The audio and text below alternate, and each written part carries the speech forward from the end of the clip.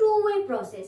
আমি একাই যদি পড়াই আর আপনারা যদি এটা পার্টিসিপেট না করেন তাহলে কিন্তু আমরা এই চ্যালেঞ্জটা কমপ্লিট করতে পারবো না।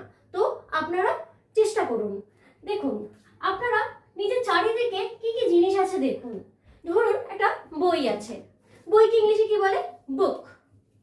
ধরুন একটা ফোন আছে, ফোনকে ইংলিশে কি বলে? মোবাইল। ধরুন একটা পেন আছে। তো আপনার চারিদিকে যে জিনিসগুলো আছে সেই সমস্ত জিনিসের ইংলিশের নামগুলো দেখুন আর আপনারা বলার চেষ্টা করুন। যেমন আমরা আমাদের চারিদিকে কি কি ওয়ার্ড দেখতে পাই?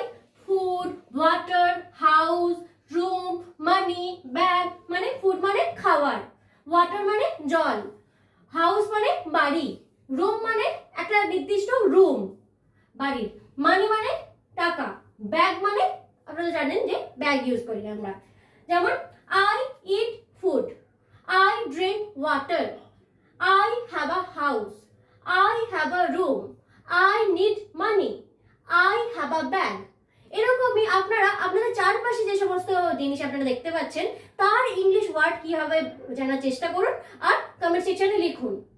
এবার কোনো কিছু ডেসক্রাইব করার জন্য আমাদের কিছু ওয়ার্ড ইউজ করি, সেগুলোকে ইংলিশে অ্যাডজেক্টিভও করা যেতে পারে। যেমন good, bad, big, small, hot, cold, new, old.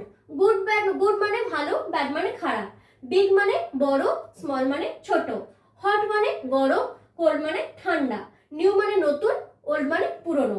এবার আমি এখান থেকে এক একটা ওয়ার্ড বলছি, আপনারা আর এই যে অপোজিটটা বা এই যে বিপরীত শব্দটা সেটা দিয়ে একটা মেক সেন্টেন্স বানাবেন।